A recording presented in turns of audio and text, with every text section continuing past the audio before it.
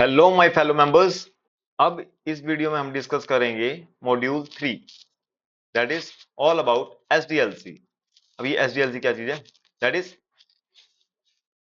System development life cycle. इसे short में SDLC बोला जाता है। ओके, इस मॉड्यूल में हम सॉफ्टवेयर डेवलपमेंट के बारे में बात करेंगे कि सॉफ्टवेयर डेवलपमेंट की में क्या फेजेस हैं। ओके, तो मेन हमारा जो फोकस पॉइंट होगा that will be the testing, जो अभी हम आगे डिस्कस करेंगे। सो अगर हम बात करें तो सिस्टम डेवलपमेंट में requirement analysis, system design, development and testing के एक्विजिशन। अगर हमने एक्वायर करना है तो हमें vendor evaluation, contract review, risk assessment, due diligence, ये सब कुछ करना पड़ता है। इंप्लीमेंट करने के लिए प्लानिंग, कॉन्फ़िगरेशन, डेटा माइग्रेशन। अगर हमें एक सॉफ्टवेयर से दूसरे सॉफ्टवेयर में जाना है तो data migration, go live support, maintenance में हमें कॉन्टिन्यूस मॉनिटरिंग वगैरह करनी पड़ती है। तो these are the things which are covered under this module 3. So these are the chapters: project management for system development life cycle, that is SDLC, system development life cycle, need, benefit and phases. Okay, वही अभी हमने brief में देखा, वही चीजें होती है। Software testing and implementation most important, क्योंकि इसमें बहुत ज्यादा क्वेश्चन आते हैं। कि application controls. So these are the main topics जो अभी हम कवर अप करेंगे इन द वीडियो। ओके, क्योंकि इसी से ही हम कह सकते हैं मेजर क्वेश्चन इस मॉड्यूल में इन्हीं टॉपिक से आते हैं। ओके, तो अब एक एक करके हम इनको डिस्कस करते हैं। तो ये वीडियो दो पार्ट्स में होगी। पहले हम ये कवर अप कर लेंगे, 5 नहीं 4 कर लेंगे, ठीक है। एंड बाकी अगले वाले मॉड्यूल में कवर कर लेंगे। Let's get started with online auditing techniques. ठीक, सो ऑनलाइन ऑडिटिंग टेक्निक्स में 1 2 3 4 एंड 5, ये हम 5 टेक्निक्स को पढ़ेंगे और जल्दी जल्दी, तो हम बहुत ज्यादा टाइम नहीं लगाएंगे बट ओवरव्यू ले लेंगे सारों का। सबसे पहले बात करते हैं आईटीएफ। अभी आईटीएफ जो है that is integrated test facility के। अभी ये क्या चीज है? तो एंड देन स्कार्फ के system control, audit review files, audit hook, snapshot and CIS, that is continuous and intermittent simulation. So we are starting with the ITF, that is integrated test facility. बहुत simple में अगर बताऊं ये क्या चीज होती है, ये सिंपल सी बात है। अगर ऑडिट करने के लिए हम क्या करते हैं, लाइव एनवायरनमेंट में हम एक डमी एंट्री डाल के देख लेते हैं, which is a fictitious entry. अगर वो डमी एंट्री का जो इफेक्ट है वो हम उस एंट्री का, क्योंकि हमने डमी एंट्री डाली है तो हमें पता है कि उसका इफेक्ट क्या क्या कहाँ कहाँ होना चाहिए। फिर हम उसका सारी टेस्टिंग कर लेते हैं, पूरा ट्रेल देख लेते हैं कि क्या एक्चुअल में उसका इफेक्ट वहां वहां गया है। अगर सब कुछ जा रहा है, इसका मतलब पूरी प्रोसेस स्ट्रीमलाइंड है। ओके, तो इसका मतलब अगर डमी एंट्री जो हमने अभी एंट्री करी है, अगर वो पूरी प्रोसेस से होकर जा रही है, वहां हर जगह पे उसका प्रॉपर इंपैक्ट आ रहा है, इसका मतलब जो लाइव एनवायरनमेंट में जितनी भी एंट्रीज हुई है वो भी सही तरीके से ही रिपोर्टेड होगी और वो सारी प्रोसेस से होकर गुजरी होगी। तो इसी को कहते हैं इंटीग्रेटेड टेस्ट फैसिलिटी। तो अब एक बार रीड कर लेते हैं। Fictitious entry which is dummy entry created in live environment. It ITF allows auditor to enter dummy entry or test a transaction to verify the processing results of these transactions for correctness. Process results and expected results are compared to verify the operational and procedural correctness of the systems. Okay, तो ultimately crux वही है, dummy entry डाल के हम उसका पूरा effect check कर लेते हैं कि जहां जहां इम्पैक्ट जाना चाहिए वहां गया या नहीं गया। Let's get to the next one, that is SCARF. Okay, system control audit review. ये क्या होता है, शॉर्ट में बता देता हूं पहले। ये एक्चुअल में एक मॉड्यूल होता है, हम कह सकते हैं इंटीग्रेटेड कर देते हैं हम अपने सिस्टम में ही कोई ऑडिट का मॉड्यूल इंटीग्रेट कर देते हैं कि वो जैसे ही कोई सस्पिशियस ट्रांजैक्शन, कोई भी ट्रांजैक्शन हो जो हमें ऑटोमेटिकली हमने फिल्टर लगा रखा है जिसका कि ऐसी कोई भी ट्रांजैक्शन हो वो एकदम से रिपोर्ट कर देगा टू द ऑडिटर। ओके, तो जैसे ही वो ट्रांजैक्शन होगी वो ऑडिटर को ऑटोमेटिकली रिपोर्टिंग हो जाएगी। इसी को कहते हैं स्टार। तो ये तो एक तरीके से क्योंकि सिस्टम में ही इनबिल्ट कर दिया, और ये ऐसा नहीं है कि ऑडिट के टाइम पर होता है, ये बस इनबिल्ट करके छोड़ देते हैं और जब भी ऑडिटर को पता करना होता है वो एक पूरी रिपोर्ट निकाल देता है। ठीक है, तो उससे उसको सारे ड्यूरिंग द ईयर जितनी भी ट्रांजेक्शन वगैरह हुई है उसके बारे में आइडिया लग जाता है। तो ये एक तरीके से ऑनगोइंग ऑडिट हो जाता है क्योंकि वो सिस्टम में ही इनबिल्ट करके छोड़ दिया। ठीक है, तो ये वो चीज है। तो एक बार रीड करते हैं इसे। An embedded inbuilt audit module is used for continuously monitor the transaction. SCARF is used to collect the data for special audit purpose, अगर आता है कि स्पेशल ऑडिट पर्पस के लिए किसे यूज करना है, तो हमारा answer should be the SCARF. SCARF records only those transaction which are of special audit significance, मतलब जो हमने फिल्टर कर सेटअप कर रखा है, पैरामीटर सेट कर रखे हैं, such transactions above specified limit और transaction related to the deviation और एक्सेप्शन, जो हमने खुद ही वो पैरामीटर्स और फिल्टर्स वगैरह सेट किए हैं, उन्हीं की बात कर रहे हैं ये। Now we are getting to the next one, that is audit hook. Audit hook जो है कि ये सस्पिशियस ट्रांजैक्शंस के लिए ये उनको कैप्चर करते हैं। Okay? तो audit hook are the audit software that captures the suspicious transaction. Audit hook is useful for early detection of error और फ्रॉड। ओके, अब question can arise, audit hook में और उसमें क्या फर्क है? ऑडिट हुक जो है वो एक्चुअल में बाद में टेस्टिंग होती है कि मतलब ऑडिट हुक जो है सिस्टम डेटा पे ऑडिट किया जाता है after the processing and all. वो हमने सॉफ्टवेयर के अंदर ही इनबिल्ट कर दिया कि एक नया ही मॉड्यूल बना दिया जो ऑटोमेटिकली ऑल टाइम चेक करता रहेगा, तो इसीलिए वो इनबिल्ट है, ये इनबिल्ट नहीं है। Then comes snapshot. स्नैपशॉट की बात करें, नाम से ही पता चल रहा है, it is all about pictures. तो ये क्या करता है snapshot? Snaps are taken of the transaction that move through various stages in the application system. तो ये ड्यूरिंग द एप्लीकेशन सिस्टम में जो वर्किंग चल रही है, वो ड्यूरिंग द वर्किंग फेजेस, तो ऑटोमेटिकली ये इमेजेस लेता रहता है, जिससे इमेजेस लेने से एक पूरा पूरा ऑडिट ट्रेल बन जाता है। तो there are SOP creators these days, जो क्या करते हैं जब हम प्रोसेस कर रहे होते हैं, वो उस टाइम स्नैपशॉट्स लेते रहते हैं ऑटोमेटिकली, और एक एसओपी प्रॉपर बन जाती है। ये उसी तरीके से है, ठीक है। वो है हमारी प्रोसेस को ट्रैक करने के लिए, ये भी है प्रोसेस को ट्रैक करने के लिए, बट हमारा इंटेंशन यहाँ पर क्या है? हमारा इंटेंशन यहाँ पर है कि ट्रांजैक्शन का एक ट्रेल, पूरा पूरा ट्रेल अपने पास रखें। So when audit trail is required, the answer should be the snapshot. Okay, क्योंकि ऑडिट ट्रेल तो हमें स्नैपशॉट से मिलता है। Before processing and after processing images of the transactions are captured.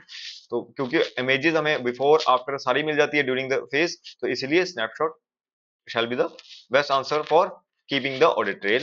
Correctness of the processing can be checked by comparing both before processing and after processing images of the transactions. I guess, is it clear? चलो जी आगे चलते हैं। Then comes CIS, that is continuous and intermittent simulation. CIS is used whenever application system uses the database management system. ये सिर्फ और सिर्फ DBMS जब use हो रहा है उस टाइम पर हम ये वाली ऑडिट टेक्निक को यूज कर सकते हैं। DBMS reads the transaction which are passed to CIS if transaction is as per selected criteria। अगर selected criteria के अकॉर्डिंग है transactions, then CIS examine the transaction of the correct for correctness। तो correctness के लिए CIS examine करता है। CIS record discrepancies to exception logs। तो अगर कभी भी बात आती है कि लॉग्स कौन मेंटेन करता है, okay, then it is CIS। CIS log maintain करता है। ऑडिट ट्रेल के लिए स्नैपशॉट, ओके। फिक्टिशियस एंट्री हमारी ITF, okay. And embedded module that was SCARF, okay. तो ये सारी चीजें हमें दिमाग में रखनी है, बस इतने याद रखेंगे तो हम अपने क्वेश्चन को इजीली अटेम्प्ट कर पाएंगे। CIS is best technique to identify transaction as per pre defined criteria. अगर प्री डिफाइंड क्राइटेरिया पे हमें चेक करना है तो it is the CIS। So अब एक ब्रीफ दे रखे हैं, audit hook is best technique for early detection के of errors and irregularity is required. तो अर्ली डिटेक्शन रिक्वायर्ड है तो हमें ऑडिट हुक चूज करना है। कॉन्टिन्यूअस इंटरमिटेंट की अगर बात करें, प्री डिफाइंड क्राइटेरिया की अगर बात की जाए, तो it is all about continuous and CIS mainly. And अगर लॉग्स की बात करी जाए तो भी यही आता है। देन ITF की अगर बात करें, फिक्टिशियस एंट्री की अगर बात हुई, तो it is all about ITF। Okay, तो ये ग्राफिकल फॉर्म में वही चीज है, ITF इज फिक्टिशियस एंट्री।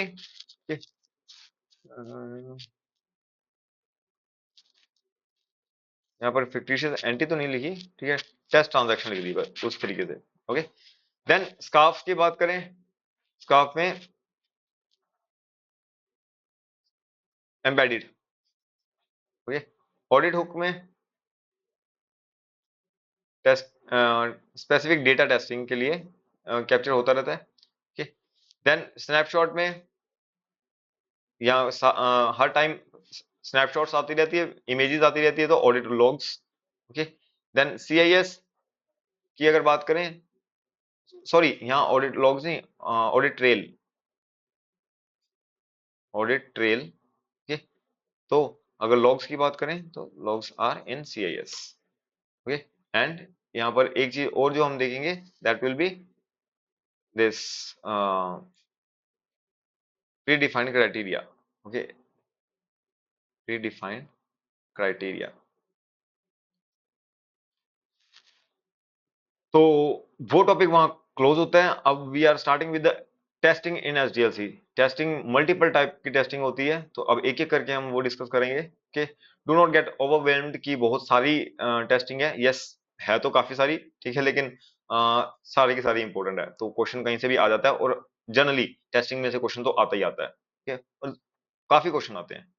तो अब एक एक करके डिस्कस करते हैं। Unit testing. Unit testing, unit का मतलब होता है एक स्मॉल पोर्शन के पूरे का, एक single portion is known as unit. Okay. तो जैसे हमारा जब हम छोटी क्लासेस में थे, यूनिटरी मेथड पढ़ते थे, एक छोटा, एक इकाई। Okay. So it is, unit is the small part of the software, so that is unit testing. तो इसमें क्या किया जाता है, एक एक यूनिट को टेस्ट किया जाता है, that is unit testing. It focuses on individual code component, तो एक एक यूनिट को कंसीडर करते हैं, that is known as unit testing. Integrated testing, it require early detection of error and irregularity in combined module. तो ये testing जो होती है, ये कंबाइंड मॉड्यूल की होती है, कि अलग अलग टाइप की मॉड्यूल्स, जैसे यहाँ पर मॉड्यूल है, मॉड्यूल 1 2 ए बी एंड सी, तीन मॉड्यूल है, तो ये आपस में इंटीग्रेट होते हैं, तो this is the integration area, this is also the integration area. तो ये इंटीग्रेशन टेस्टिंग क्या करती है, ये कनेक्शंस को टेस्ट करती है कि कनेक्शंस के टाइम पर कनेक्ट होने के बाद क्या वो सही रिजल्ट दे रहा है या नहीं दे रहा, तो that is integrated testing. Okay. Then comes system testing. System testing की अगर बात करें, ओके, तो ये एंटायर सिस्टम की टेस्टिंग होती है, फंक्शनैलिटी की टेस्टिंग एज अ होल। तो उसमें भी मल्टीपल टेस्टिंग आती है, एक एक करके अभी हम डिस्कस करेंगे वो भी। ओके। तो अभी हम बस एक ओवरव्यू ले रहे हैं। Then comes acceptance testing. ये एक्चुअल में जब पूरा सिस्टम बन गया, बन के डिलीवर किया जा रहा है, तब एक्सेप्ट करने से पहले, ओके, तब जब टेस्टिंग कर रहे हैं कि इसे एक्सेप्ट किया जाए या फिर उनको वापस कहा जाए कि अभी इसमें इंप्रूवमेंट करो, okay, that is known as acceptance testing. Final testing is validate the entire integrated application. वो फाइनली चेक करते हैं कि this is the final test of the system is known as final testing. Okay. इसमें भी दो चीजें आएगी, that is QAT and UAT. Okay, ये भी हम अभी डिस्कस करेंगे in detail. Then comes other testing, और भी अलग अलग टाइप की टेस्टिंग है, वो भी हम अभी डिस्कस करेंगे। ये बस एक ओवरव्यू था। ओके। अब एक एक करके इसे इन डेप्थ डिटेल करते हैं। यूनिट टेस्टिंग क्या चीज है। यूनिट टेस्टिंग की बात करें, it involves testing of the individual program और इंडिविजुअल मॉड्यूल। जैसे अलग अलग मॉड्यूल है, लाइक एक पूरा सिस्टम है which is running the whole organization. Okay. तो जैसे उडू, उडू, इफ यू नो, उडू के ना मल्टीपल मॉड्यूल्स होते हैं। अगर आपको एचआरएमएस चाहिए तो एचआरएमएस का एक मॉड्यूल हो गया। ओके। फाइनेंस मॉड्यूल चाहिए तो फाइनेंस मॉड्यूल के, मार्केटिंग मॉड्यूल चाहिए तो मार्केटिंग मॉड्यूल। तो अब अगर आप एक एक मॉड्यूल को टेस्ट करो, अब इसमें भी आगे फर्दर फीचर्स होते हैं, ठीक है, जैसे अगर ये हायरिंग, ठीक है, हायरिंग के अगर देखना है तो हायरिंग मॉड्यूल ओनली, ठीक है, वो सिर्फ हायरिंग को ही चेक करेगा। ओके। उसी तरीके से ऑन बोर्डिंग तो ऑन बोर्डिंग। तो ये एक एक जैसे सब मॉड्यूल्स हो गए। अब अगर हम एक एक यूनिट को, these are known as units, अगर एक एक यूनिट को टेस्ट कर रहे हैं, उनकी फंक्शनैलिटी टेस्ट कर रहे हैं, that is known as unit testing. And white box approach जो होती है कि is use in unit testing. अब ये व्हाइट बोर्ड टेस्टिंग जो होती है, ये अभी हम आगे फर्दर डिस्कस करेंगे। दो तरीके की आएगी, white box and black box. तो यूनिट टेस्टिंग में कौन सी होती है, it is always white box. Okay. लेकिन एक बार वैसे मैं आपको, क्योंकि यहाँ पर आई है तो बता देता हूँ, white box and black box, ये दो चीजें होती है, काफी इंपॉर्टेंट है, आगे डिटेल में डिस्कस करेंगे। ब्लैक बॉक्स तो होता है कि उसको बस रन करके देखो क्या वो इंटेंडेड काम कर रहा है या नहीं कर रहा। ओके। तो उसमें कोड की नॉलेज होना जरूरी नहीं है, बस हम उसकी फंक्शनैलिटी चेक कर लेते हैं। व्हाइट बॉक्स होता है, हम एक्चुअल में इन डेप्थ कोड चेक करते हैं कि क्या लॉजिक सही है, अगर लॉजिक सही है तो रिजल्ट सही निकलेगा। ठीक, तो उसके लिए नॉलेज कोडिंग की होना जरूरी है। तो यहाँ पर यूनिट टेस्टिंग में किस तरीके की होती है, ओके, हम कोडिंग के थ्रू चेक करते हैं, तो it is white box approach. आगे जाके व्हाइट बॉक्स और ब्लैक बॉक्स को और ज्यादा डिटेल में डिस्कस करेंगे। Then we are getting to the integrated testing. ये अभी हमने डिस्कस किया ही। इंटीग्रेटेड टेस्टिंग मींस जब अलग अलग मॉड्यूल, जैसे अभी हम उडू की बात कर रहे थे, तो वो अलग अलग मॉड्यूल जब एक साथ आते हैं, तो कई बार जब आपस में एक साथ काम करते हैं तो it can give a bug, okay, और वो क्रैश कर सकता है। तो बस यहाँ पर ये देखा जाता है कि क्या एक साथ ये जो सारे सिस्टम्स जो काम कर रहे हैं, क्या वो प्रॉपर काम कर रहे हैं या नहीं। तो that is known as integrated testing. Okay. Integrated testing involves the testing of connection of two or more modules or component for sharing the information. So this is known as integrated testing. Is it clear? तो आगे चलते हैं। यहाँ पर ये जो words highlight कर रखे हैं कि white box, individual program, these are of really great importance, क्योंकि ये जो वर्ड्स हैं कि these words should be in your mind to crack the exam. क्योंकि एक्चुअल में ये ना एग्जाम के जो क्वेश्चंस हैं, क्वेश्चन के जो आंसर्स हैं, मॉड्यूल जो हमारा ये मॉड्यूल है कि दिखा देता हूं मैं। ये देखिए, ये जो डीसा रिव्यू क्वेश्चंस हैं, हाँ ये एक्चुअल में एक ही मॉड्यूल जो है DISA review question and answer module, जिसमें काफी सारे क्वेश्चंस दे रखे हैं, यही एक्चुअल में आईसीआई ने रिलीज किया हुआ है। इसके जो आंसर्स हैं कि उससे ये लाइंस लिखी हुई है। ओके, तो डेफिनेटली बात है, ये है तो आउटडेटेड ही, बट हमारे जो टॉपिक्स हैं कि दोज आर एक्चुअली सिमिलर। तो हमने जो सिमिलर टॉपिक्स थे यहाँ से, क्या वही क्वेश्चन उठाए हैं और उसी के बेसिस पे हम प्रोसीड ऑन कर रहे हैं। ओके, तो ये जो वर्ड्स वगैरह उठाए गए हैं, जो वो उसी के आंसर से, जो आंसर रिलीज किए गए हैं उसी से उठा रखे हैं। So to keep it in your mind, it is better कि आप इसको दिमाग में रखें वर्ड्स को, और जिससे कि आप इजीली क्रैक कर पाएंगे। Then we are getting to this testing in SDLC. Okay, अब ये हम बात कर रहे थे सिक्योरिटी टेस्टिंग। ये सिक्योरिटी टेस्टिंग जो है, system testing involves testing of the entire system. हम सिस्टम टेस्टिंग की बात कर रहे थे, ये गलत लिख दिया I guess, need to close it. तो ये यहाँ पर आना था। System is a group of interacting or interrelated elements, components that act according to a set rules. तो वो set rules के अकॉर्डिंग एक्ट कर रहे हैं। Okay, so that is why. Okay, तो इट इज एक्चुअली, अगर हम बात करें तो ये क्या है, तो एंटायर सिस्टम की फंक्शनैलिटी को चेक करना इज सिस्टम टेस्टिंग। तो उसके लिए एक ही तरीके से टेस्टिंग होती है। So these are the different type of system testing, वो अलग अलग चीज को टेस्ट करते हैं। देन कम्स परफॉर्मेंस टेस्टिंग की बात करें तो ये speed, responsiveness and stability of a software check करते हैं। कि the performance testing is a testing measure that evaluates the speed, responsiveness and stability of a software program under workload. तो whatever software is working, उसकी speed, responsiveness and stability, तो हम कह सकते हैं एसआरएस, ये एसआरएस को check करता है। okay, speed, responsiveness and stability of a software. Stress testing वो ये चेक करता है कि अगर लोड ज्यादा डाला जाता है तो वो स्ट्रेस को हैंडल कर सकता है या नहीं, क्या even then the software shall be performing, या फिर वो क्रैश कर जाएगा। Okay, that is stress testing. The process of determining the software ability in maintaining a certain level of effectiveness under unfavourable condition, जो स्ट्रेस दिया गया, okay, that is the unfavourable condition for the software. तो then comes volume testing. Volume testing मतलब ज्यादा volume, अगर उसको ज्यादा volume of data दिया तो क्या वो उस टाइम पर काम कर पाएगा प्रॉपरली।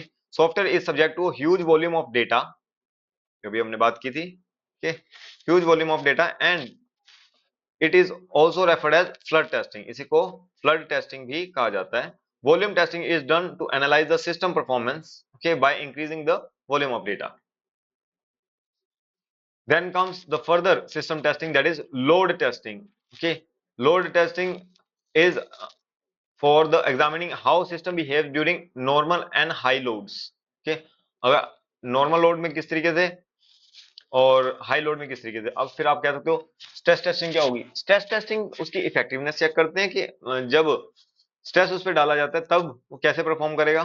ठीक, लेकिन लोड टेस्टिंग में अलग अलग टाइप के लोड पे, मीडियम लोड पे वो किस तरीके से परफॉर्म कर रहा है, हाई लोड पे कैसे परफॉर्म कर रहा है, और लो लोड पे वो किस तरीके से परफॉर्म कर रहा है। तो अगर अलग अलग, वो फिर तीन अलग हो गए ना, तो पैरामीटर्स, अलग पैरामीटर्स पे वो टेस्ट किया जाता है। Determine if a system piece of software can handle high loads given a high demand of users. तो ये टेस्ट करने के लिए लोड टेस्टिंग की जाती है। Security testing, security testing is done to uncovering the vulnerabilities। Okay, तो vulnerabilities को टेस्ट करने के लिए of the system and determining that the data and resources of the system are protected from possible intruders. Okay, that is known as system testing, security testing. Okay, कहने का मतलब vulnerabilities को test करना is security testing. Is it a secure software और not, main बात ये है। ठीक है, तो वो कैसे चेक करेंगे, vulnerabilities को चेक करके। Then comes recovery testing. It aims at testing whether a system can recover from failure or not। Okay, the testing technique involve failing the system and then verifying that the system recovery is performed properly or not।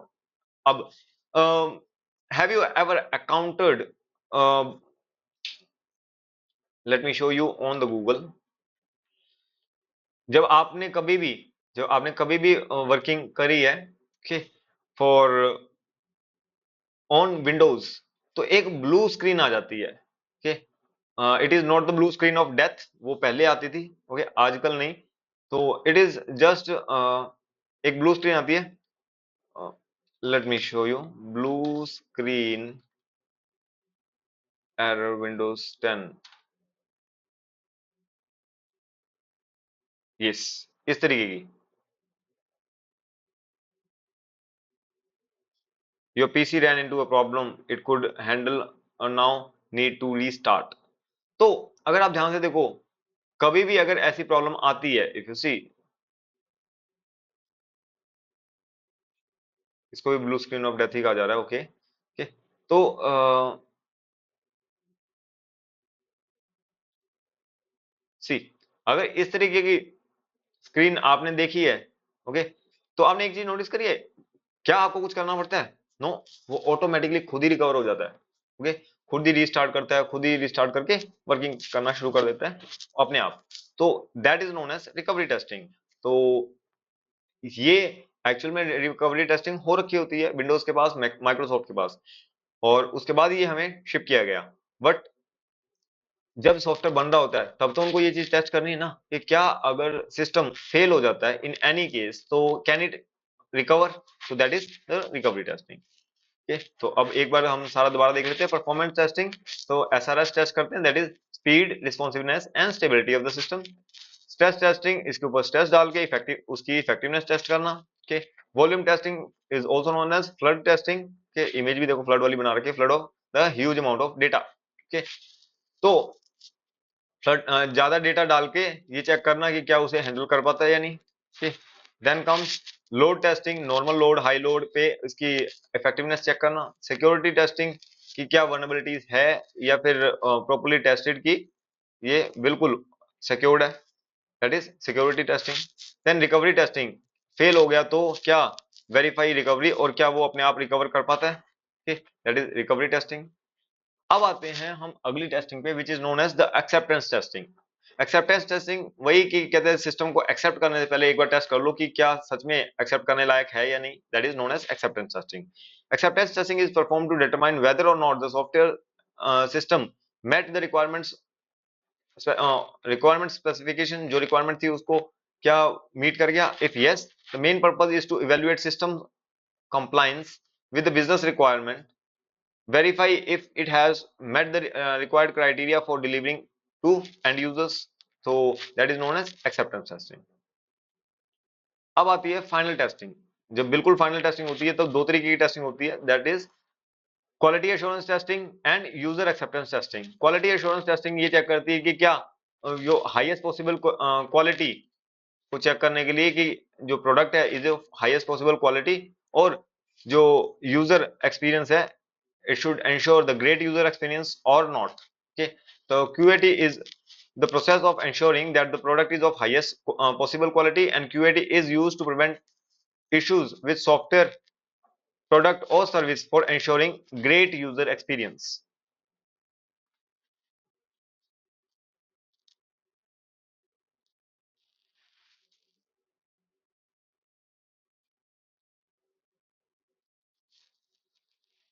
UAT is the final stage of any development process for determining that the software does what it was designed to do in real world situations.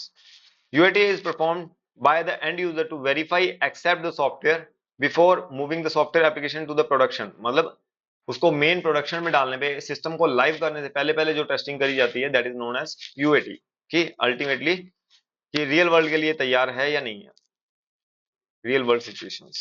Okay, so that is known as UAT, that is user acceptance testing. UAT is the last testing done after functional integration and system testing. So the last testing is UAT.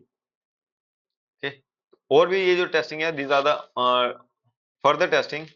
तो I guess देखकर कई बार ऐसा लग रहा है you get overwhelmed. बिल्कुल जी, है तो टेस्टिंग बहुत सारी, okay? लेकिन आपने देखा होगा बहुत इजी इजी सी है, आपको मेनली सारी चीजों को याद नहीं रखना है, आपको सिर्फ और सिर्फ what you have to keep it in mind is, आपको सिर्फ मतलब पता होना चाहिए। If you know the meaning of it clearly properly, कि you will be able to attempt the questions properly, वो बहुत ज्यादा दिक्कत नहीं आएगी। सबसे पहले बात करते हैं रिग्रेशन टेस्टिंग। ये क्या चीज है? रिग्रेशन टेस्टिंग इज, हम कह सकते हैं रिवीजन। ओके, कि अगर हमने कहते हैं सिस्टम में रिवीजन किए, मतलब मॉडिफिकेशन करी, चेंजेस करे, ठीक है, तो क्या चेंजेस करने के बाद ऐसा तो नहीं कोई नया ही बग आ गया, कोई नया ही एरर आ गया? बहुत बार ऐसा होता है कि हम जब अकेले अकेले मॉड्यूल को टेस्ट कर रहे हैं, बहुत अच्छे से काम कर रहे हैं, लेकिन जैसे ही हमने इंटीग्रेट कर दिया, ओके, तो इंटीग्रेट करने के बाद दिक्कत आ जाती है। तो इसीलिए रिग्रेशन या फिर इंटीग्रेट किया, इंटीग्रेशन करने के बाद हमने integration testing, that was integration testing.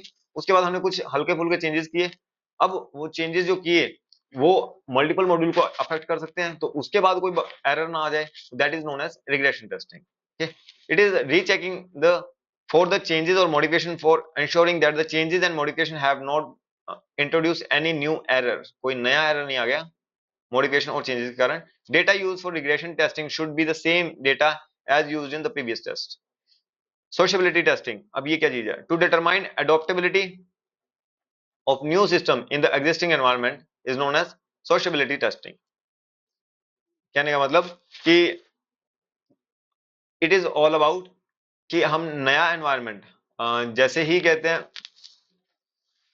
Software change कर रहे हैं, कि हम एग्जिस्टिंग एनवायरनमेंट में ऑलरेडी कुछ ना कुछ चल रहा होगा, अब हम उसको एक नया सॉफ्टवेयर लगा रहे हैं, ओके, तो अब उसको प्रॉपरली अडॉप्ट किया जा रहा है, नहीं किया जा रहा, कैसा यूजर एक्सपीरियंस जो है, यूजर को का फीडबैक किस तरीके से आ रहा है, how they are reacting to the system, okay, तो उस चीज को टेस्ट करना कि क्या वो प्रॉपरली उसको किस तरीके से इंप्लीमेंट किया जा रहा है, कि कैसे अडॉप्ट किया जा रहा है। Adoption of the new system in the existing environment is sociability testing. Sociability tests ensure that the new and modified system can work in the specified environment without adversely impacting the existing system. तो existing system को बिना impact किए अच्छे से काम कर रहा है, तो that is sociability testing. Then comes pilot testing. Pilot testing is for checking the satisfactory operations of new system. जैसे कहते हैं ना pilot run, it is just the same, कि न्यू सिस्टम को हम चेकिंग कर रहे हैं, तो checking the satisfactory operation of new system before implementing it to at the other locations, तो it is just a pilot run. तो parallel testing, parallel testing is the process of comparing the result, okay, old versus new, old versus new. So parallel testing is the process of comparing the result of old and new system. Parallel testing ensure that the implementation of a new system meet the user requirements. Okay, that is known as parallel testing. अब वो दो testing आ चुकी है, that is white box test and black box testing. अब white board testing की अगर हम बात करें, तो इट इज जस्ट लाइक कि एक व्हाइट बोर्ड है, व्हाइट बॉक्स है, लाइक विच इज ट्रांसफरेबल, इस तरीके से याद रख सकते हैं कि ट्रांसपेरेंट है, जिसे हम देख सकते हैं, व्हाइट बोर्ड बॉक्स या फिर ग्लास बॉक्स, इस तरीके से याद रख लो कि आर पार देख सकते हैं। आर पार मतलब हम अंदर देख सकते हैं। अंदर क्या होता है? सॉफ्टवेयर के लॉजिक, जिसे हम कोड भी कहते हैं। तो हम इसका कोड रीड कर सकते हैं। तो व्हाइट बॉक्स में कोड रीड किया जाता है, कोड चेक किया जाता है, लेकिन ब्लैक बॉक्स आर पार देखा नहीं जाता। ओके, तो हम बाहर बाहर से ही देख सकते हैं। तो हम सिर्फ और सिर्फ उसकी फंक्शनैलिटी चेक कर सकते हैं कि फंक्शनैलिटी इज ओनली चेक्ड, पूरा पूरा हम इसका कोड चेक नहीं कर सकते। तो यहाँ पर तो अब रीड करके देखते हैं। तो whiteboard testing involves testing of program logic, which is code. Whiteboard testing is applicable to unit and interface testing. Unit testing याद है, जब हमने यूनिट टेस्टिंग किया था तब भी हमने बात करी थी कि वहां पर व्हाइट बोर्ड टेस्टिंग वाली अप्रोच चलती है। तो ये यहाँ पर भी लिखा हुआ है, सेम वही चीज। ओके, तो and interface testing, white box testing requires to have a good programming knowledge. Definite सी बात है, क्यों? क्योंकि अगर कोड चेक करना है तो कोड आपको लिखना, कोड आपको पढ़ना तो आना ही चाहिए। अदरवाइज तो कहते हैं हम कोड टेस्ट ही नहीं कर सकते। अब ब्लैक बॉक्स की बात करें, क्या उसमें जरूरत है? नहीं, हमने तो उसको रन करके देखना है कि वो रिक्वायर्ड फंक्शन पूरा कर रहा है या नहीं कर रहा। ओके, अगर कर रहा है तो इसका मतलब टेस्ट पास, और अगर नहीं कर रहा इसका मतलब टेस्ट फेल। तो इसीलिए does not require to have good programming knowledge. अब यहाँ पर हमने ये तो बात कर ली थी कि प्रोग्राम की फंक्शनैलिटी टेस्ट की जाती है। तो यहाँ पर यूनिट टेस्टिंग में बात करी जाए तो व्हाइट बॉक्स टेस्टिंग, और अगर यूएटी कि यूएटी में बात करी जाए तो it is black box testing. User acceptance testing जो है, फाइनल टेस्टिंग, तो वो तब तो हम उसका ये फंक्शन चेक करेंगे ना, फंक्शन तो प्रॉपर्ली काम कर रहा है। ओके, अगर फंक्शन प्रॉपर्ली काम कर रहा है तो सब okay, and that is black box testing. अगर अगली बात करते हैं अल्फा टेस्टिंग की। Okay, alpha testing, beta testing and integration testing. Microsoft की विंडोज, अगर आपने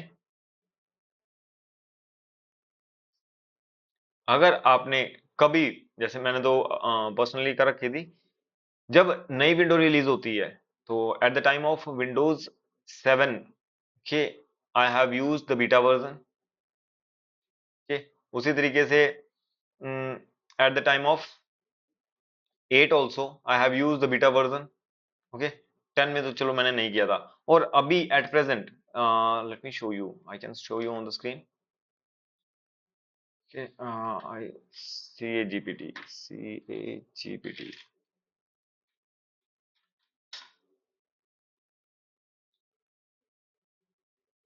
ये यहाँ पर बीटा वर्जन लिखा हुआ है। यहाँ पर भी बीटा वर्जन लिखा हुआ है। तो बस यही आपको दिखाना था, ये बीटा क्या चीज होती है। एक्चुअल में क्या होता है कि जब भी कोई सॉफ्टवेयर रिलीज होता है, एनी सॉफ्टवेयर के, सबसे पहले कंपनी अपने पास बनाती है खुद। तो खुद पहले जब टेस्ट करेगी, खुद सेटिस्फाई हो जाएगी, तभी तो वो दूसरों को टेस्ट करने के लिए देगी कि हाँ आप टेस्ट करो, अगर सही चल रहा होगा तो ठीक है, और अगर इसमें कुछ बग्स होते हैं तो वो उसे ठीक कर देंगे। तो अल्फा टेस्टिंग होती है सबसे फर्स्ट टेस्टिंग जो इनसाइड होती है, तो इंटरनल यूजर उसे टेस्ट करके देखते हैं, that is known as alpha. Okay, तो ये फुल टेस्टिंग नहीं होती, क्योंकि पता नहीं है ना कि कौन सा यूजर उसको किस तरीके से यूज करेगा। तो वो मेजर मेजर उसे यूज टेस्ट करके वो रिलीज कर देते हैं। अल्फा टेस्टिंग ऑर्गेनाइजेशन के अंदर ही टेस्ट होती है, इंटरनल यूजर्स टेस्ट करते हैं। Then it is release for the user testing. Okay, तो that is known as external users के लिए होती है यूजर टेस्टिंग, कि यूजर्स को दे जिन्होंने यूज करना है अल्टीमेटली, उनको दो, वो अपने आप रिपोर्ट करेंगे। अगर कोई गलती होगी या कोई एरर आ रहा होगा वो रिपोर्ट करेंगे, हम उस एरर को रिमूव कर देंगे, that is known as beta testing. तो अभी दिखाया आपको, सीएजीपीटी का भी जो चल रही है that is also in beta testing version. Beta testing involve the testing of the full functionality. अपने आप हो जाएगी, क्यों? क्योंकि अलग अलग यूजर अलग अलग टाइप की फंक्शनैलिटी को यूज करेंगे, और अकॉर्डिंगली जो एरर्स हैं वो कंपनी के पास पहुंचेंगे and they will remove it, तो फुल टेस्टिंग अपने आप हो गई। Then comes integration testing. Integration testing is done to ensure flow of information between two और मोर सिस्टम इज इनकरेक्ट और एक्यूरेट, कि क्या फ्लो ऑफ इंफॉर्मेशन वो बिल्कुल प्रॉपर्ली हो रहा है, that is known as integration testing. ये भी बहुत यूज होने वाली टेस्टिंग है। बहुत ज्यादा क्वेश्चंस आते हैं, that is bottom up testing and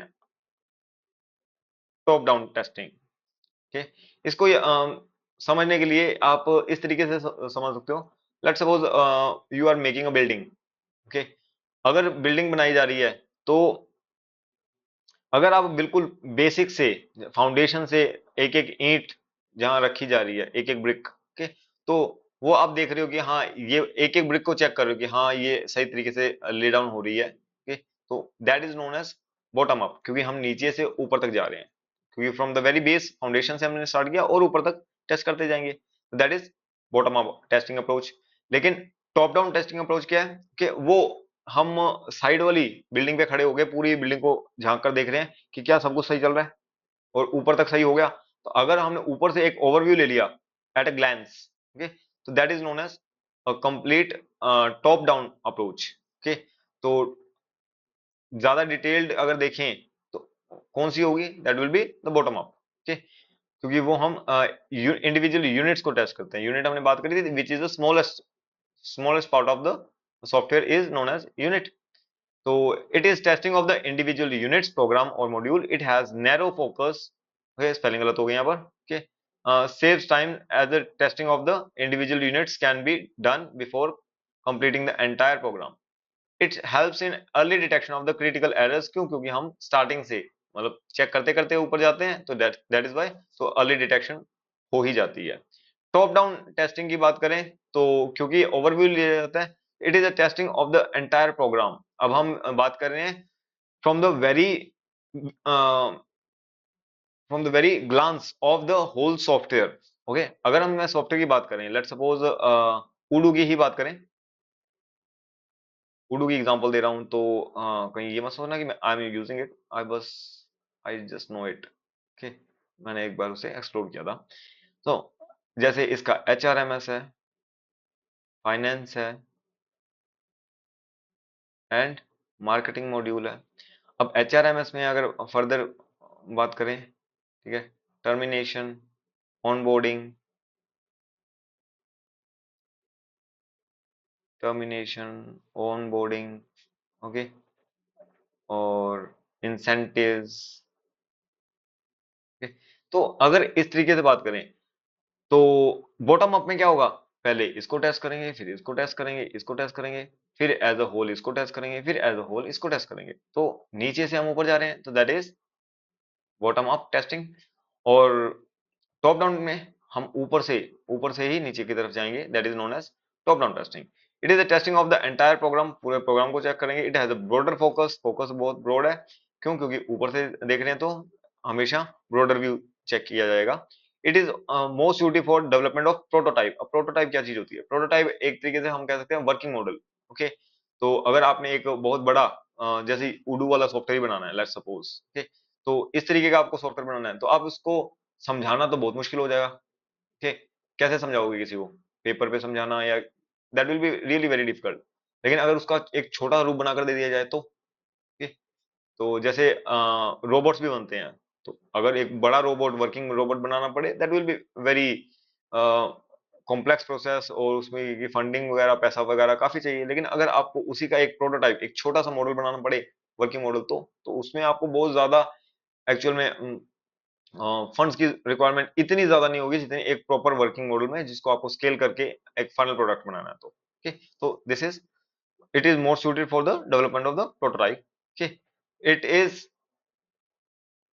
it helps in early detection of interface errors. Interface errors को डिटेक्ट करने में ये ज्यादा काम आता है, अर्ली डिटेक्शन उसकी हो जाती है। ओके, तो अब एक बार हम इसे ग्राफिकल में देख लेते हैं जल्दी जल्दी से।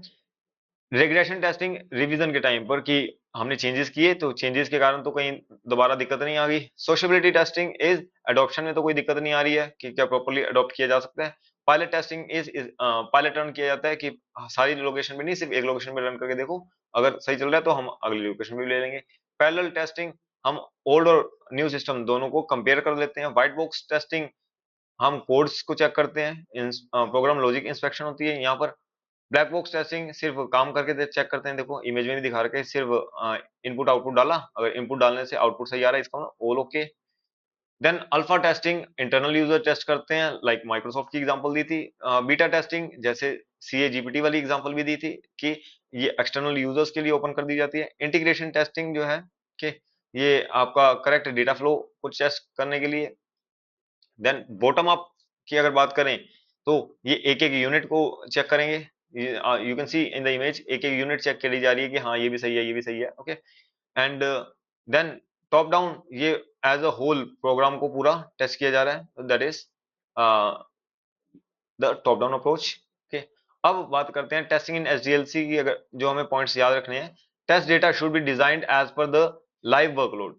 टेस्ट डेटा को लाइव वर्कलोड के अकॉर्डिंग ही डिजाइन करना, जितना भी टेस्ट डेटा है, तभी तो हमें पता चलेगा कि वर्किंग लाइव डेटा में वर्किंग कर पाएगा नहीं कर पाएगा, क्योंकि हमें टेस्ट तो करना ही पड़ेगा। For accurate test result testing should always be done in test environment, yes, okay, ये बहुत इंपॉर्टेंट है। टेस्टिंग जब भी करनी है हमेशा टेस्ट एनवायरनमेंट में करनी है, कभी भी लाइव एनवायरनमेंट में नहीं करनी। उसका क्या मतलब हुआ? उसका मतलब ये कि एक्चुअल में जो टेस्ट एनवायरनमेंट होता है that is actually very controlled environment. क्यों? क्योंकि वो किसी चीज को अफेक्ट नहीं करेगा एक्चुअल में, क्योंकि it is just for the testing purpose. लेकिन अगर लाइव एनवायरनमेंट में आपने टेस्टिंग करना शुरू कर दिया, वो हमारे लाइव डेटा को इम्पैक्ट कर सकता है और गड़बड़ कर सकता है, which can be really problematic for the organization, okay. तो इसीलिए test should not be conducted, never be conducted in live और प्रोडक्शन एनवायरनमेंट, कभी भी नहीं कंडक्ट करना चाहिए, otherwise it will be problematic, okay. तो टेस्टिंग की बात करें तो लाइव वर्कलोड मतलब हमेशा टेस्ट डेटा लाइव वर्कलोड जैसा होना चाहिए, ओके।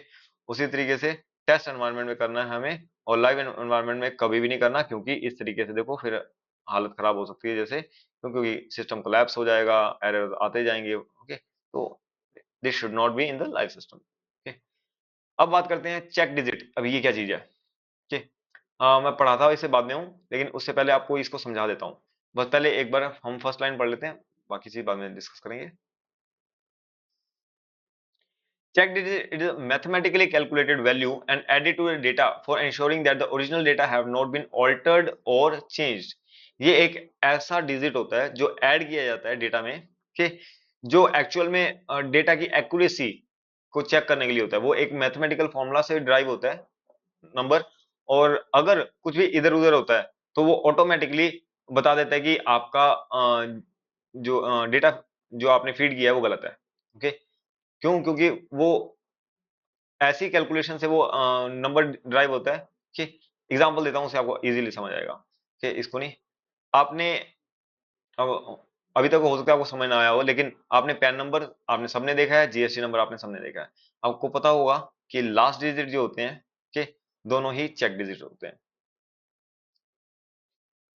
अब इसका क्या मतलब हुआ? इसका मतलब ये है कि क्या आपने कभी, मतलब मैंने तो किया है, क्या आपने कभी किया है कि नंबर पैन नंबर एंटर करते टाइम, ठीक है, जेड पी की जगह आपने पीजेड डाल दिया हो, और जैसे ही आप डालते हो क्या वो एक्सेप्ट होता है? वो कहता है pan number does not exist. Similarly अगर जीएसटी नंबर में भी हम कुछ इधर उधर कर देते हैं तो क्या वो एक्सेप्ट होता है? No, okay?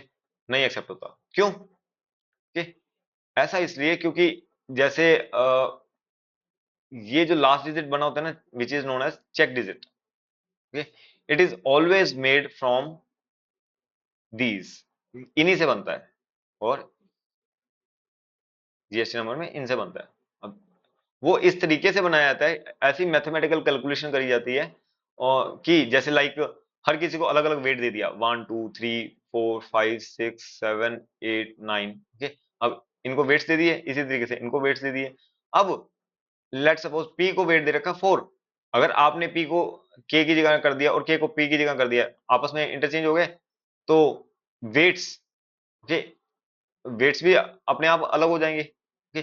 तो क्या फिर जो कैलकुलेशन होगी, कैलकुलेशन से सेम चीज निकल सकती है? No, okay. तो वो वाली चीज इससे मैच नहीं करेगी, वो कैलकुलेशन होगी वो इससे मैच नहीं करेगी, और इसीलिए वो एरर दे देगा, ओके। इसी चीज को बोला जाता है चेक डिजिट, ओके।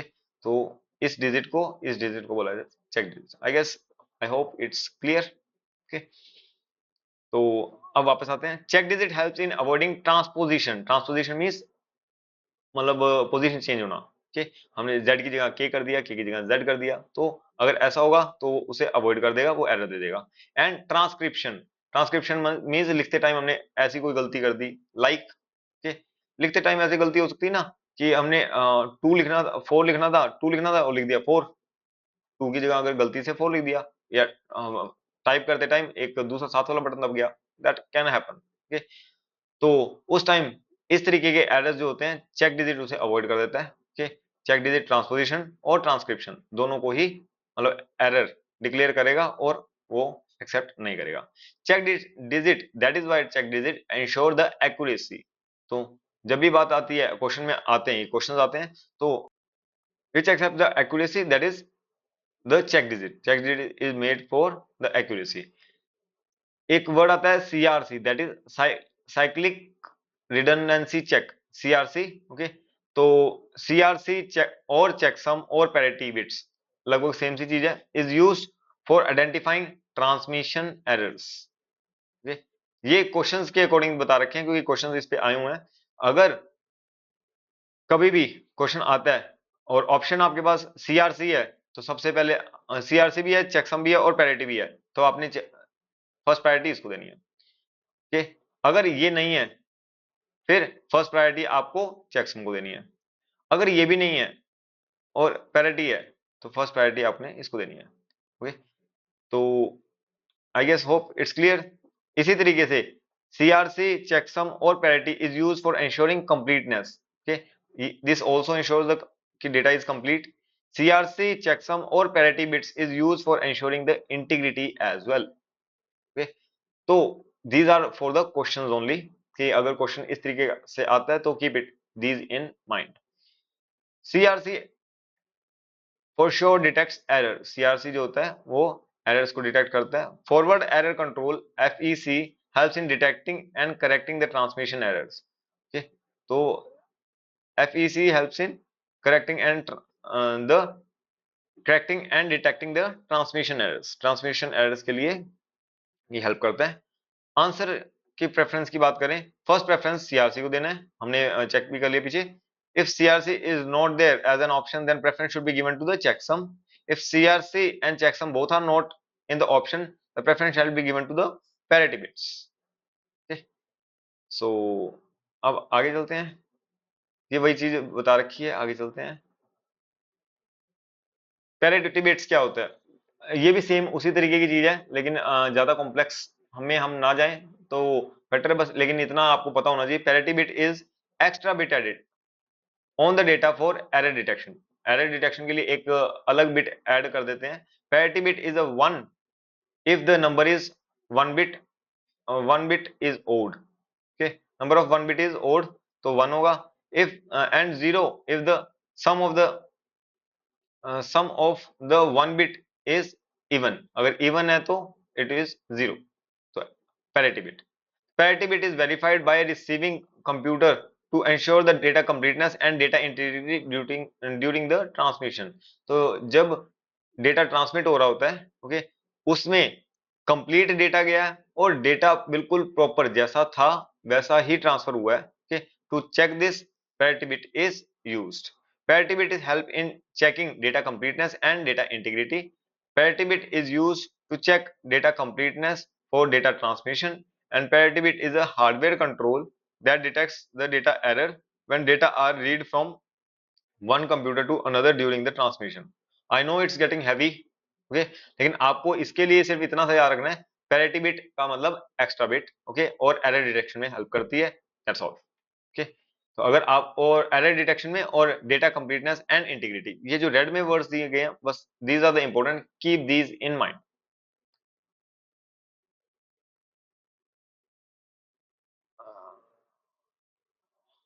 चेकसम,